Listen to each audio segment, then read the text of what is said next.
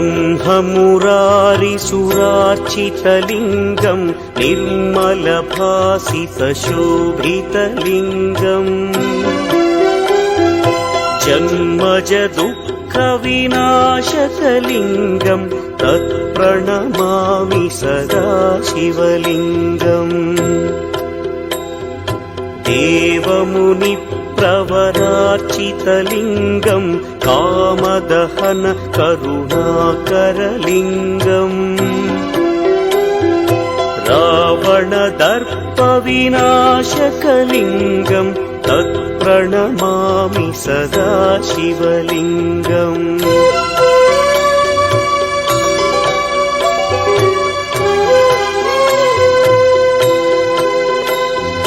सर्वसुगन्धसुलेपितलिङ्गं बुद्धिविवर्धनकारणलिङ्गं सिद्धसुरासुरवन्दितलिङ्गं तत्प्रणमामि सदा शिवलिङ्गं कनकमहामणिभूषितलिङ्गं फणिपतिवेष्टितशोभितलिङ्गम् दक्षसुयज्ञविनाशनलिङ्गं तत्प्रणमामि सदा शिवलिङ्गम् कुङ्कुमचन्दनलेपितलिङ्गं पङ्कजहार सुशोभितलिङ्गम् सञ्चितपापविनाशनलिङ्गं तत्प्रणमामि सदा शिवलिङ्गम्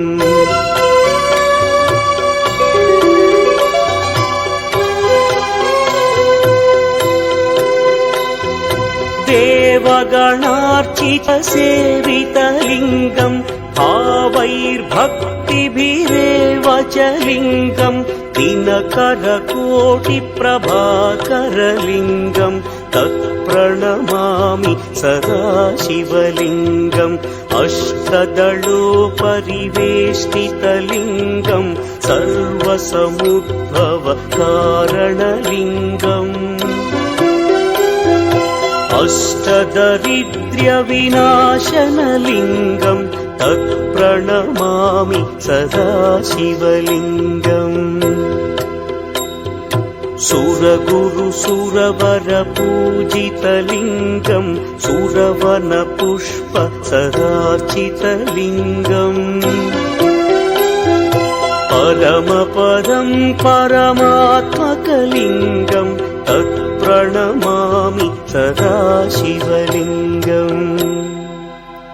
लिङ्गाष्टकमिदं पुण्यं यः पठेच्छिवसन्निधौ शिवलोकमवाप्नोति शिवेन सह मोदते।